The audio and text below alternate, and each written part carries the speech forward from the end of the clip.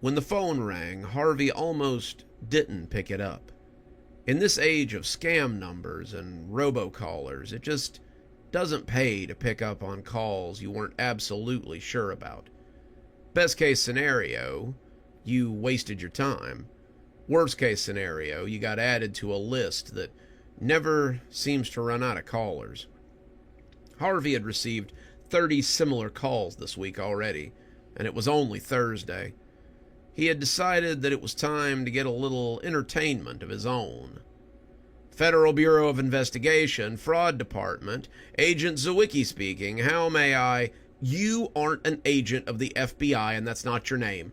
I don't have time to play games, so listen up. You are in mortal danger. Harvey stood looking at the phone, not quite believing what he was hearing. That was different. Usually they just pretended to be creditors or police officers or someone looking to collect debt. Telling Harvey he was going to die was a new one, and he was curious to see where this went. What are you talking about? Who is this? He could hear the sound of a call center in the background. People were talking. Phones were ringing. There was the soft hum of conversation going on in the background, and the low talk of people making deals. It was a typical day at the office for these guys. But to Harvey, it just sold the idea that whatever this was, it was a scam. The woman on the other end sounded put upon, sounded like she couldn't believe he was questioning her.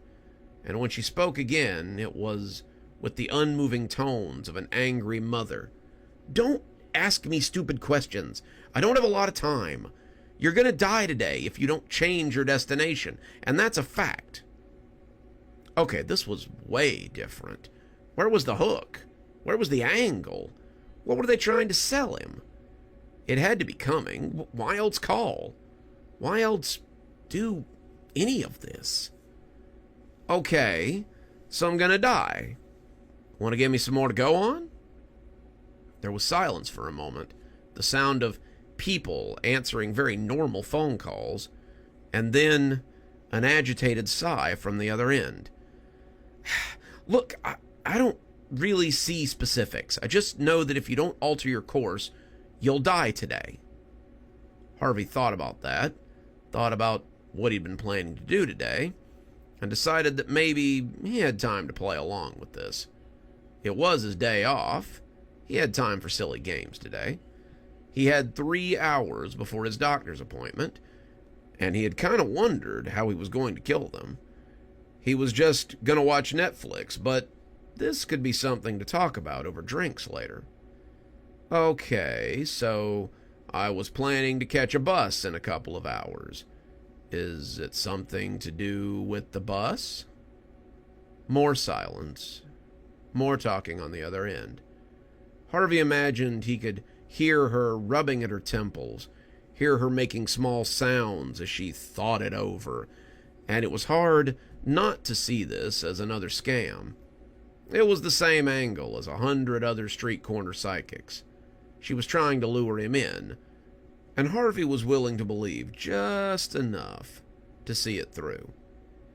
I think maybe the bus might be a bad idea. I see... Another pause, another round of weird sounds, and then a collision. There are lots of people running, lots of people scared, lots of people burning. You're one of those people in the vision. I can see you trying to kick the door out at the back of the bus. You kick and you kick and you kick, but you can't get out. You cough and you choke, but it doesn't do any good. You're gasping for air. You're dying. You... Then another pause and a big exhale. That's it. I saw the bus for a moment. It's the 17, and it comes in 1 hour and 45 minutes. Harvey raised an eyebrow. He had intended to take the bus outside his apartment. The bus he'd planned to ride came in exactly 12:30. A bus that he had taken many times before. A bus with a big 17 on the side of it. Bus 17 had always run from there, and it had never been late before. He wanted to tell the lady that she was full of shit, but a few little details had made it all seem like there might be more to it. Okay, well, what if I decide to take an Uber? Harvey couldn't really afford an Uber right now, but he was content to play along.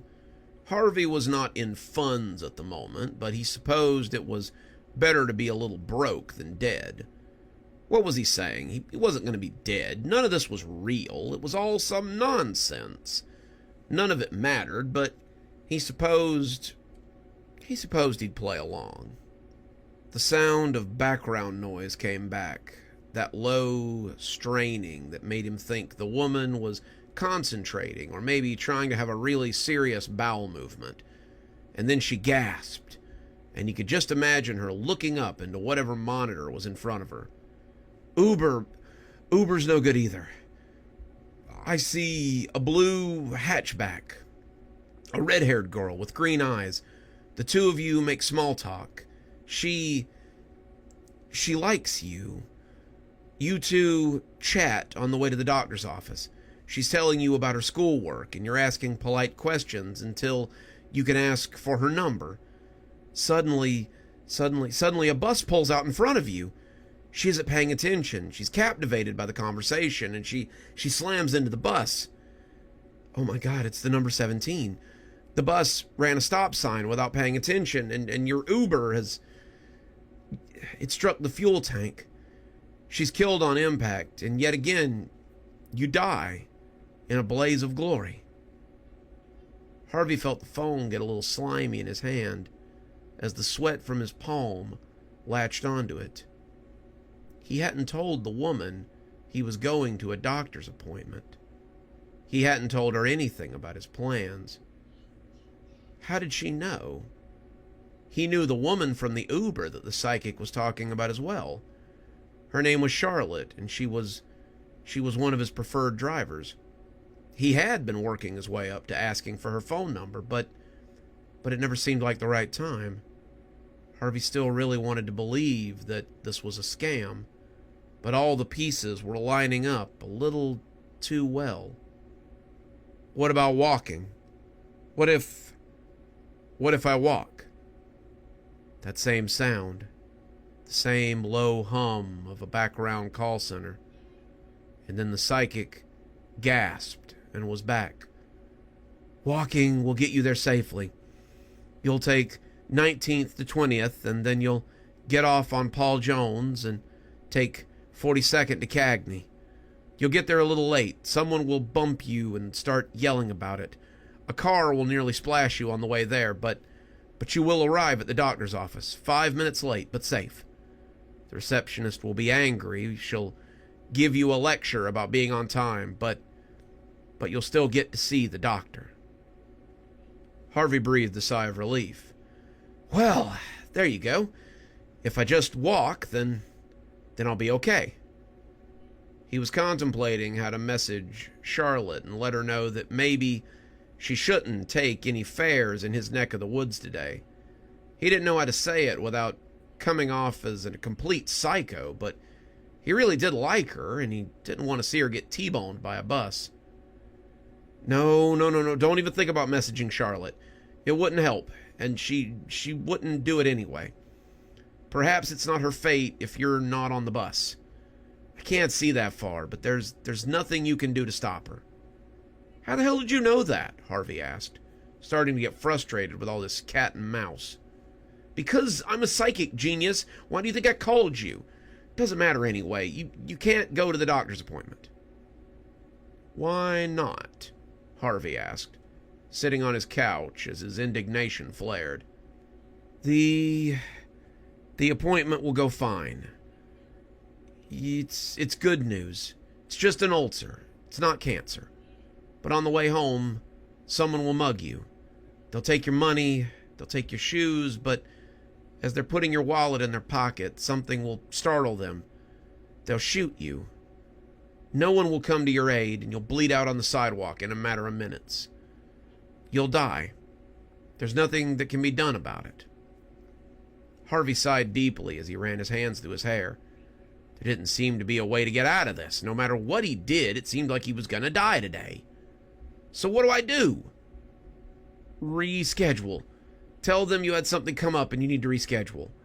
There will be an opening tomorrow. It won't be convenient. It'll be 8:30 in the morning, and you'll have to tell them...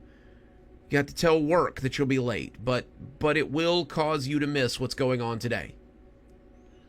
Harvey was speechless for a moment. Did he really believe all of this? He wasn't sure, but it was getting harder and harder to put it aside as a telemarketer scam. The lady had facts. The lady knew people, and she just seemed so sure of her information that Harvey decided he might play it safe. Okay, I'll reschedule. I'm not sure what this is all about, but I suppose you've given me enough to think about. I'll call in and see if I can get another appointment. If she doesn't reschedule me, though, I'm definitely still going in. Still don't believe any of this, but I'm significantly freaked out enough that I want to err on the side of caution. Good answer. I hope never to speak with you again. She hung up then. Just hung up. And Harvey dialed the number to his doctor's office and told them that he would need to reschedule. Sure enough, the lady told him they had an opening for tomorrow morning, but that he better get there this time or they wouldn't be making him another one. Harvey said he'd be there, and decided to order food and just stay in. The lady hadn't said anything about food poisoning, so he opened up DoorDash and decided that maybe a little Chinese food would help settle his thoughts. Rachel hovered her hand over her cell phone, just waiting for the phone to ring. She had known that Harvey would reschedule if she threw enough spooky knowledge at him, but she was never quite sure how it would shake out when she did something like that. Around her, the sounds of an active call center droned on. People were selling knives. People were selling timeshares. People were selling everything in between. It was a busy day, but Rachel had already made her quota.